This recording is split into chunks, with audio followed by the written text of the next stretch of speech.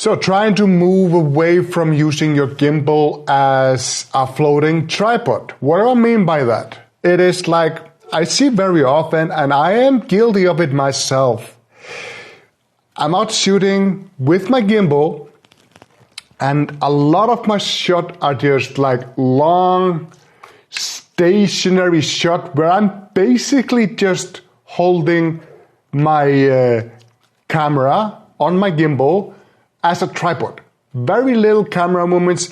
Maybe I'm following someone or doing just a simple pan. Stuff that would be easy to do without a gimbal. I see it a lot. I call it like lazy gimbal movement. You know, it's like you have so many options and people are just not taking full advantage of what a gimbal can offer. And what it can offer is a variety of amazing camera movements in a single device, fairly inexpensive single device. So in this video, I'm gonna show you 3 camera movements with a gimbal, the 3 of my favorites.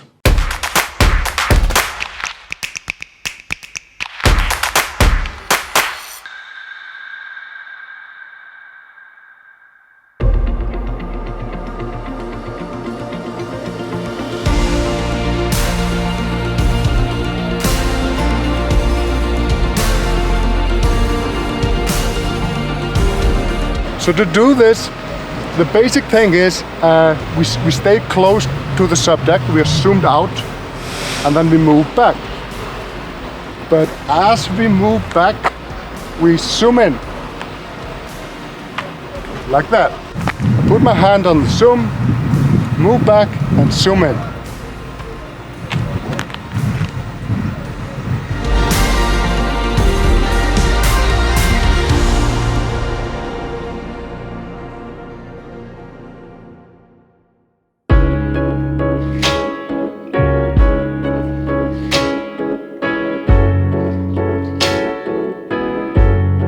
So this one is a little difficult, I'm not gonna lie to you. It takes a few tries to get this right. You need a subject, you need a middle ground, and you need a background for this parallax to work. So what you do is you start up high and you arch down. But as you arch down, you walk forward.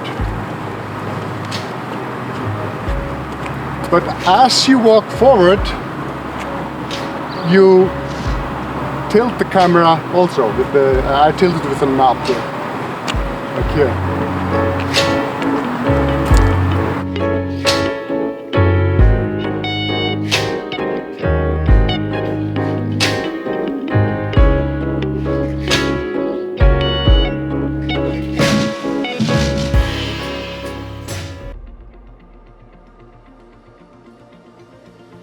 The jib is a really cool camera movement.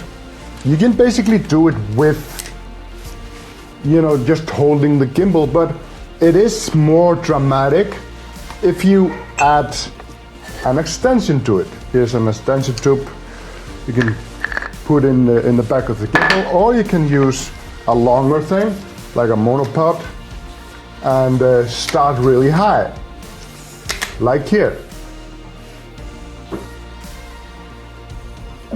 It's very simple, very easy to do, but the thicker like this is a nice thick. Sometimes when I extend this one too much, it becomes bendy. So the more solid monopod or an extension tube you have, the better the result is going to be.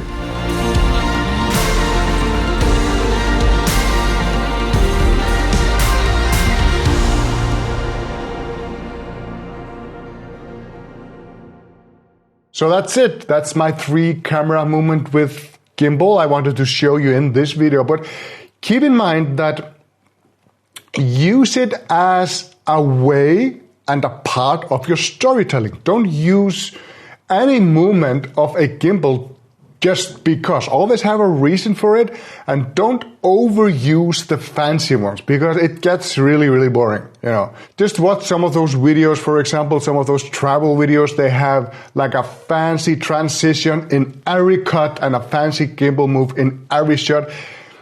There's no point. It has no purpose other than showing your gimbal skills. If that's your thing, go nuts. But if your point is to tell a story, just use what you need when you need as a part of your storytelling. I hope you enjoyed this. Thank you for watching, and goodbye.